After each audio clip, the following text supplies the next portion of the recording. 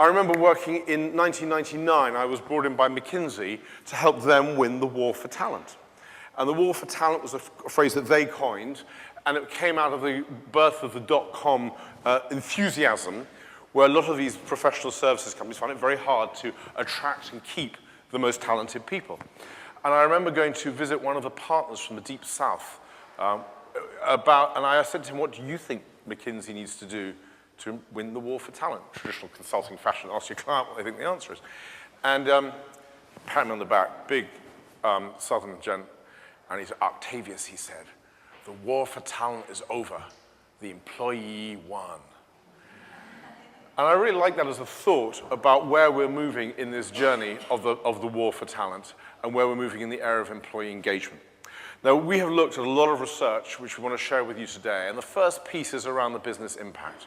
And the business impact is almost got to the stage of undeniable. It is really hard to find data that suggests anything other than a correlation between employee engagement and business performance. I'll give you some stats up here. There are plenty more like them. Most of these, but not all, come from a Gallup meta-analysis, looking at all sorts of range of employee engagement surveys, and a total of 1 million people, 1 million employees, were data points in this study. So it's like a really big study. I know some of you work for enormous organizations like Royal Mail, but not even you have got 1 million people. So this is like a really big study, and a lot of folk in there. And we're seeing things like, obviously, employee turnover is down significantly, but 60% fewer quality defects. I mean, that's a big result. The higher customer advocacy off the back of that, and we're going to be hearing from Dulcie at Mitchells and Butlers, a great pub chain and restaurant chain later, about the link between employee engagement and profitability and good food and all sorts of other magnificent things and greater productivity. So we can keep saying we don't think it makes a difference, but actually the data is completely compelling the other way. And I think it's going to be a bit like the customer debate, that if you focus on employees, your business will perform better, and that we should all be confident to go out and do that research in our organizations because the results will be pretty clear and pretty compelling. And that then leads to a whole new debate about what is the right level of investment to make in this area, and what is the right nature of that investment. And I know we're going to be talking a little bit later on the panel about whether if you're running a pub chain and you know that employee engagement is the best cause of good food and happy customers, then are you better taking some of that marketing budget and turning it to the employees? Those big amounts that get spent on advertising and above the line and below the line marketing, the millions of pounds, and yet often in HR we're struggling to get a few £100,000 to tackle our challenge of employee engagement. And this data starts to make the case for massively upgrading the level of commitment that's needed to deliver the business results that our lords and masters are rightly expecting and looking for. The first thing to say is that employee engagement is, though it's a big issue, though many of us are looking at it, it's getting worse. And again, some interesting research here about the decline in employee engagement. Year on year, employee engagement has gone down by 9%. But much more seriously, amongst the top performers, it's gone down by 25%. Now that is a big drop against our most talented people. And more seriously, 12% of top performing employees are seriously considering leaving their organization. That means our organization. 12%, that's a heck of a big figure amongst the group that give disproportionately high value. And this is again where it gets interesting. There's different research on whether you take the top third or the top decile. But here is research on the profitability of the top third versus the bottom third. So if we're losing that orange bar, our productivity is falling automatically. So we've got this highly talented group of people who are becoming disproportionately less engaged and who are thinking of leaving us. Now that is really, business-wise, that is really serious. And there's more research about the different levels that top performers provide versus the mean in terms of profitability, generating sales. There's a lot of data that says top performers are more valuable to us and they're getting more disengaged. So the interesting question we thought was, what are we doing so wrong? It's not that companies haven't noticed employee engagement. It's not that we haven't tried to do things to improve it. And we found that there were 5 flaws that seemed to be more prevalent than anything else in terms of what companies were doing to address employee engagement and yet failing to deliver a return. And the 5 flaws are as follows. The first one is that the survey takes over. Could you do another analysis, please, on what the Northwest region in operations feel?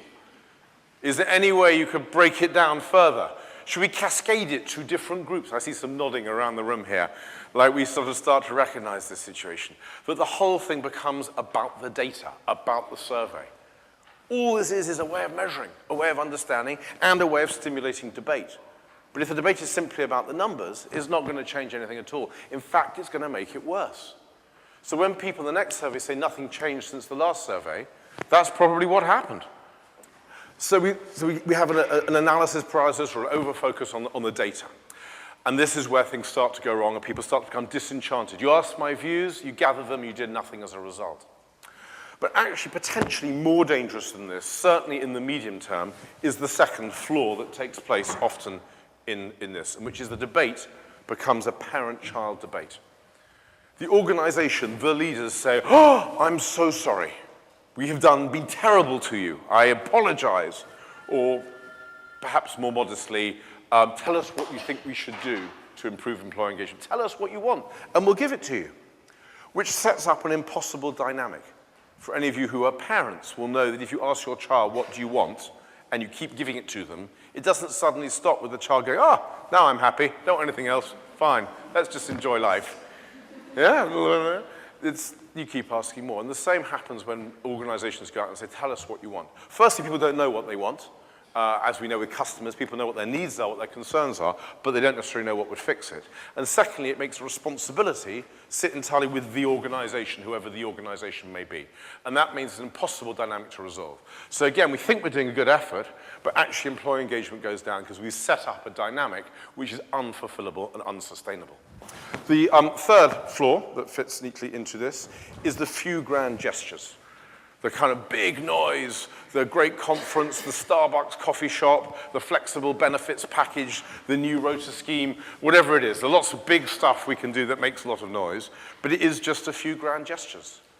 Now, the same thing happens with employees and organizations and engagement. This is something like the love in the marriage. It's not something that just happens on the anniversary. It's not something that's just about buying the big gift. It happens all the time. So yes, there are things that need to be done. We worked with an organization where you had to book your holidays 6 months in advance to get it approved. Now that was just properly annoying some people, understandably, and that could be changed and people felt less annoyed. So it removed one of the blocks, but it didn't solve the problem of engagement. It didn't mean people suddenly felt, "Wow, it's great to work here." So yes, there are some big gestures that may need doing, but that's not going to solve the problem. And linked to the few grand gestures is the easily distracted leaders. The survey comes out, it's terribly important, we must address this, get on with it, make it happen, I'm really behind this, and then something new emerges. An even faster quick win, an even more immediate crisis, an even more urgent issue to address. And then the leaders go away, and just like a child looking to a parent, this parent-child dynamic's often been set up in advance, go, "Well, hang on, you didn't really mean that. That didn't last, that didn't take the time." So again, we start to make things worse rather than better, which is why employee engagement is falling despite these big efforts. And when the worst of all, not the worst of all, but the fifth and the one that was most easily understood in this room is the whole thing gets delegated to HR. These results are terrible, go and fix it. Once you're on that dynamic, then you've got absolutely no chance at all. Because we as HR and OD and learning and change specialists are here to advise, to counsel, to bring new insight, to help assemble solutions to address problems. But we can't fix this ourselves. And anyone who thinks we can is, I'm afraid to say, deluded. So these are things that we recognize in businesses, many of whom we've worked with, who come to us and say, "We've tried everything with employee engagement, and it's still getting worse. The problem must be with them. Is there anything you can do?" Kind of thinking there is nothing that we can do because they've tried it all already. But actually what's happened is this is what has been tried. So what I thought we might interestingly to do is we start to reframe the debate about employee engagement. So what is this different about the way I'm looking at this problem? And for those of you who know Mind Gym, you know we wouldn't bring you here to share what you've already thought or what's the common view on this, but because we have a new perspective. And I think the interesting thing that we have found in looking at this research is the tendency is to focus on the manager as the key person who makes a difference to employee engagement. And though that a manager is important, they aren't the critical person. And there's a second thing, because we're focused on the leaders and the leadership that's provided. That's the critical thing. But that isn't the critical thing either. Important, but it's not critical. It's about the environment, who else we've got here. That's the critical thing. Important, absolutely, I grant you. But it's not the critical thing. The critical thing is the individual themselves and how they think about work.